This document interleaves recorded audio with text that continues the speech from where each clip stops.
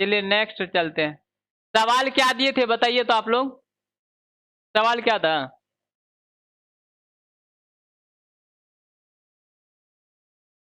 खरीदा, किसी वस्तु को 1,50,000 में खरीदा, नहीं, परचेज किए, परचेज किए 1,50,000 में, यही ना? और उसपे वैट कितना है?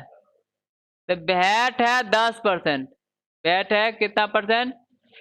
10%। तो इसका जर्नल एंट्री हमको बनाना है, तो परचेज अकाउंट डीआर, हमने इसमें डीआर होता है, आप लोग को पता ही होगा। तो परचेज अकाउंट डीआर लिखेंगे, PURCHAS, परचेज अकाउंट क्या होगा? डीआर होगा। अरे भाई, परचेज अकाउंट डीआर हो जाएगा। कितना रुपया डीआर हो जाएगा? 1,50,000। जितना का माल खरीद रहे 1,50,000 रुपया डीआर हो जाएगा। सिर्फ एक एंट्री को आप लोग दिमाग में बैठा लीजिएगा ना, उसी टाइप से सारा एंट्री होता है। परचेज अकाउंट डीआर, उसके बाद परचेज के साथ जो वैट लगता है उसको कौन सा वैट बोलते थे? Input VAT. तो लिखेंगे input VAT, input VAT. Input VAT account क्या हो जाएगा? ये भी डीआर हो जाएगा। कितना? 1,50,000 का 10% कितना रुपया होगा? 15,000 होगा। तो यहाँ लिख देंगे 15,000 रुपया लिख देंगे, ठीक है। और टू क्रेडिटर, टू क्रेडिटर का मतलब कितना है? जिसे माल खरीदे उसका नाम, राम, घनश्याम, मोहन, ललित, जो भी है, to creditor, CREDITOR, to creditor. To creditor मतलब कितना हो गया? 1,65,000। अब आप लोग के दिमाग में अगर कोई कॉमर्शियल स्टूडेंट होगा तो एक बार दिमाग में एक बात अगर आता होगा, या नहीं तो जो यूट्यूब पे देखेगा उसको आएगा, जो मतलब कॉमर्स का टीचर बोलते हैं जब किसी व्यक्ति का नाम ना हो तो क्या करो? कैश दे दो। नहीं, यहाँ पर हम कैश दिए नहीं, क्रेडिटर दिए हैं। तो फिर सोचेंगे भाई सर, सर तो गलत ही बता रहे हैं, या तो नाम, यहाँ तो इसको कैश दे देना चाहिए। लेकिन आप मार्केट में काम कीजिएगा ना, तो 100% बुक का रूल वहां पे काम नहीं करता है। बुक का रूल काम क्यों नहीं करता है? मार्केट में कहने का मतलब ये है, आप किसी दुकानदार को अगर आप माल बेचते हैं, उधार खरीदिए या नगद खरीदिए, उसका नाम जरूर डालिए। लेकिन बुक में ऐसा कुछ नहीं लिखा हुआ है। बुक में लिखा हुआ है भाई अगर आप कोई नगद खरीदेगा तो उसको कैश डाल दीजिए, कोई उधारी खरीदेगा तो उसका नाम डालिए। लेकिन मार्केटिंग में क्या बोलता है, जो इनकम टैक्स ऑफिसर होता है, जीएसटी ऑफिसर होता है, बोलता भाई आप जिस दुकानदार को माल बेच रहे हैं ना, आप नगद खरीदिए उधार खरीदिए, कल की डेट में आपसे हम सूची मांगेंगे, आप किसको किसको माल बेचे हैं और किससे किससे माल खरीदे उसका सूची दीजिए। अगर उस समय बोलिए वो नगद माल खरीद के ले गया था इसीलिए उसका हम नाम नहीं रिकॉर्ड करके रखें, तो फिर वो मतलब जना इनकम टैक्स वाला बहुत जोर से मारेगा। इसीलिए क्या करते हैं, तो उसका नाम एंट्री करना पड़ता है। एक बार एंट्री मार लिए राम से खरीदे और दूसरा बार पेमेंट दिखा दिए, राम से खरीदे उसको पेमेंट कर दिए। आप मार्केटिंग में अगर आप मतलब काम कीजिएगा, किसी दुकानदार को माल बेच रहे हैं उसका नाम एंट्री करना जरूरी है। अगर किसी ग्राहक को माल बेच रहे हैं, जो ग्राहक मतलब सामान लेगा उसको यूज कर लेगा, उसका नाम डालिए ना डालिए उससे कोई मतलब नहीं है। आप लोग के दिमाग में एक बात आता होगा, जो ग्राहक का नाम एंट्री नहीं करे लेकिन दुकानदार का नाम एंट्री क्यों करे? कुछ दिमाग में आया मतलब आता आया क्या? तो ग्राहक का नाम एंट्री करे या ना करे उससे कोई मतलब नहीं है, लेकिन दुकानदार का नाम का एंट्री करना जरूरी है। क्यों? क्योंकि ग्राहक तो माल उसको बेचेगा नहीं, उसको यूज कर लेगा, उसको कोई बात नहीं है। लेकिन दुकानदार तो माल बेचेगा। कल की डेट में आपसे दुकानदार 1 लाख का माल खरीद के ले गया और सरकार को बोला भाई साहब हम माल जो है 10,000 कहीं खरीदे, तो सरकार का 90,000 का टैक्स तो खराब हो गया ना।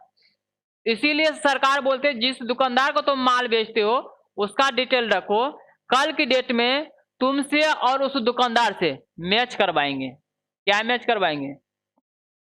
समझिए मैच क्या करवाएंगे, समझ लीजिए थोड़ा सा। यहां समझ लीजिए हम है, ये बात समझा दे कि मतलब डायरेक्ट एंट्री बता दे। आप लोग तो मन में सोचते हैं कि सर कहाँ से कहाँ चले गए। ये बात समझा दे कि एंट्री बता दे, समझा दे। तो देखिए यहाँ क्या करें, यहाँ पर हम हैं मतलब एसएमसी, समझिए थोड़ा देर के बाद एसएमसी कुछ खरीद बिक्री कर रहे हैं। यहाँ पर जो है कुछ भी है, मोहन स्टोर है, मोहन स्टोर है, ठीक है। हम जो है इससे माल, मोहन स्टोर से माल खरीदे, मोहन स्टोर से माल खरीदे, हम मोहन स्टोर से 1,00,000 रुपया का माल खरीदे, 1,00,000 रुपया का माल मोहन स्टोर से खरीदे। हम 1,00,000 रुपया का माल मोहन स्टोर से खरीदे, ये सरकार को हम बता दिए। हम देखिए मोहन स्टोर से 1,00,000 का माल हम खरीद रहे हैं। मोहन स्टोर कल की डेट में मतलब ये लिख दिया अपना खाता में, हम 90,000 का माल बेचे एसएमसी को, तो सरकार का दिमाग खराब हो जाता है। भाई एसएमसी बोल रहा है हम मोहन से 1,00,000 का माल खरीदे, अब मोहन मतलब बेच रहा, बोल रहा है जनाब एसएमसी को 90,000 का माल, मतलब क्या किए, बेचे। यहाँ पर तो 10,000 का सरकार का लॉस हो रहा है ना। तो सरकार हम मेरे पास आएंगे, तो मेरे पास आएंगे तो सरकार क्या बोलेंगे, तुम जो ना मोहन से जितना भी माल खरीदे हो ना, उसका हमको बिल लाओ, अब बिल का पूरा डिटेल दो। हम सरकार को पूरा डिटेल दे दिए मोहन का, तो फिर डायरेक्ट मोहन के पास जाएंगे, सरकार उसको बहुत मार मारेंगे।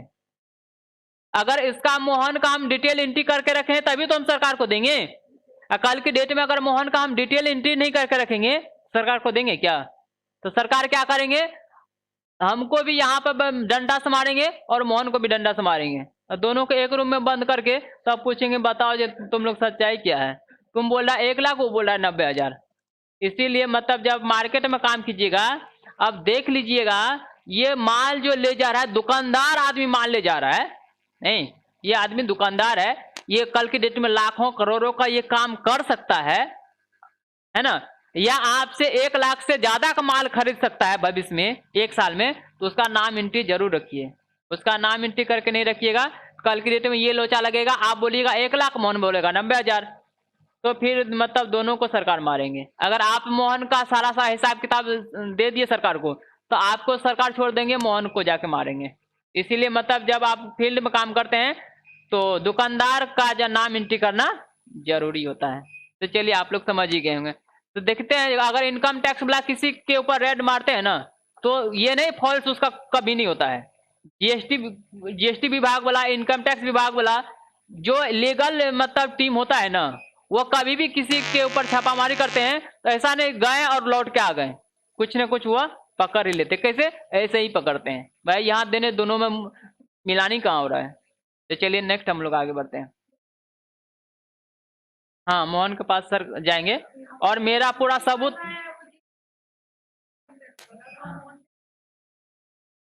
क्यों नहीं जाएगा, गलती यहाँ मोहन किया ना, मेरे पास हमसे इंफॉर्मेशन लेंगे, हमसे इंफॉर्मेशन लेके सारा सूची बनाएंगे। तुम हमसे सरकार बोलेंगे तुम मोहन से 1,00,000 का माल खरीदे हो ना, तो हम बोलेंगे हाँ, तो बोलेंगे मोहन का पूरा तुम बिल हमको लाके दो, मोहन का पूरा डुप्लीकेट बिल हम सरकार को दे देंगे, है ना। क्या हुआ, बिल खो गया तो आपको भी मारेंगे सरकार, तब कैसे विश्वास करेंगे आप सही है कि वो सही है ना।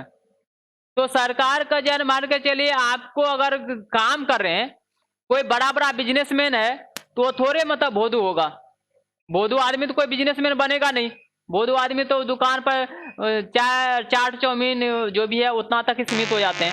अब देखिए मतलब आदमी, कोई आदमी 50 साल से चाय बेच रहा है, एक तो मतलब पटना में मतलब जो है ना वो चाय वाली जो है ना क्या बोलते हैं फेमस हो गया, मतलब 10 दिन चाय बेच के, हाँ 10 दिन मतलब वो पटना कोई साइंस मतलब कोई अच्छा कॉलेज से मतलब जो है ना वो डिग्री लेके हुई थी, और वो चाय का दुकान खोल दी और 10 दिन में पूरा फेमस, और बड़ा बड़ा आदमी आ गया वही मतलब उसका इंटरव्यू लेने के लिए। जो हम लोग आप लोग जो सिंपल आदमी होता है, अगर चाय बेचते रहेंगे कोई इंटरव्यू लेने के लिए नहीं आएगा कि नहीं।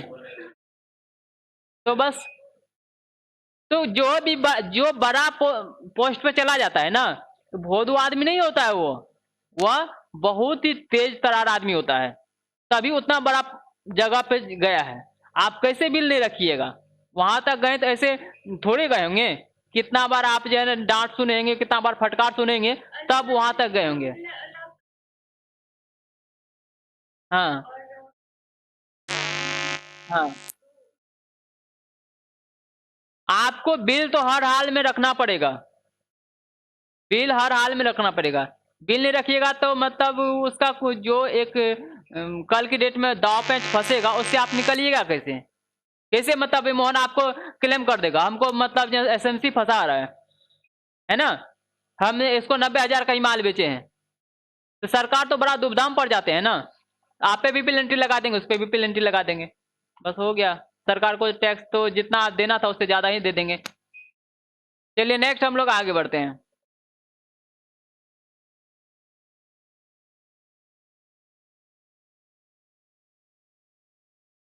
चलिए हम लोग क्या कर रहे हैं, 1,50,000 का माल खरीदे, उस पर वैट कितना दिए? 15,000।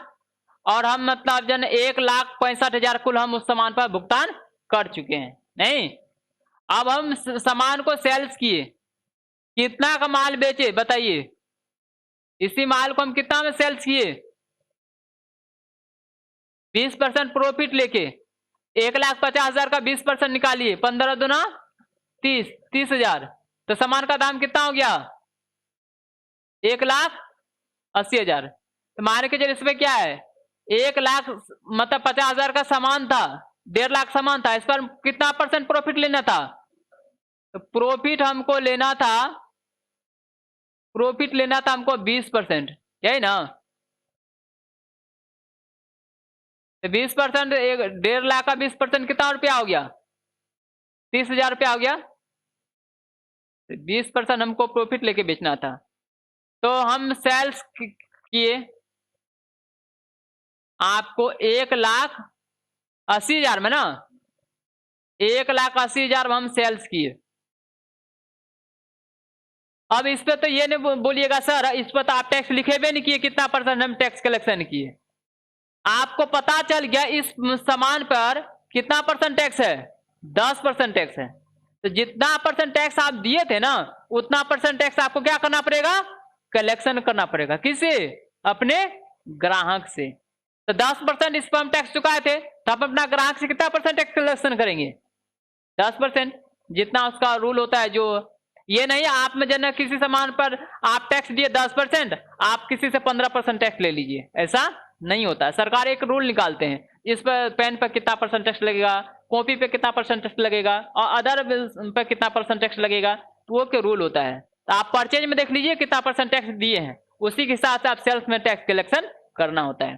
तो चलिए सेल्स हम परचेज में सेल्स किए 1,00,000 कितना? 1,80,000 का, 1,80,000 का माल सेल्स किए।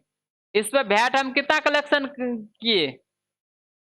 तो सबसे पहले हम वैट जन 10% कलेक्शन करेंगे, तो 1,80,000 का 10% कितना रुपया हो जाएगा?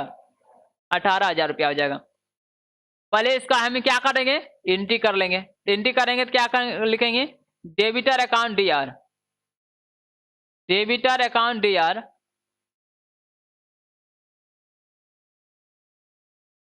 Debtor account DR. कुछ नहीं है तो अभी ऐसे छोड़ देते हैं। उसके बाद लिखेंगे to sales account, to sales account, और to output VAT, to output VAT, to output VAT. तो हम माल कितना का बेच रहे हैं? 1,80,000 का माल बेच रहे हैं। 1,80,000 का 10% कितना रुपया हो गया? 18,000 रुपया हो गया। दोनों जोड़ के कितना रुपया हो जाएगा? कितना? 1,98,000 रुपया हो जाएगा। अब सरकार को हम टैक्स देंगे पेबल बराबर, तो पेबल बराबर आप लोग को हम सूत्र ऐसे बता दिए हैं, output minus input. Output, output मतलब क्या होता है? जो सेल्स के साथ टैक्स लगता है उसे आउटपुट टैक्स बोलते हैं, और परचेज के साथ जो टैक्स लगता है उसको कौन सा टैक्स बोलते हैं? Input tax. Output output tax minus input tax. Output tax कितना था, कितना है 18,000, लिख देंगे 18,000 माइनस कितना 15,000। हम परचेज करते समय 15,000 चुका चुके थे, तो 18,000 में से 15,000 चला जाएगा, कितना बचेगा 3,000। 3,000 रुपये हम सरकार को टैक्स देंगे।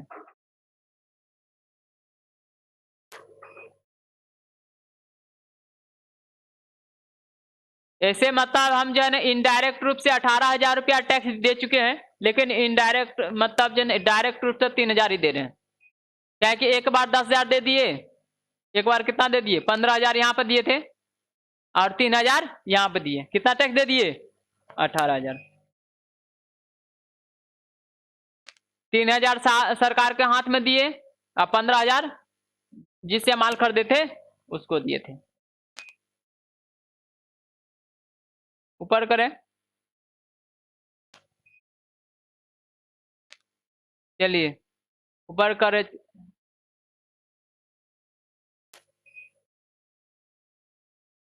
लिख लीजिए परचेज की, यहां से लिख लीजिए, यहां से देखिए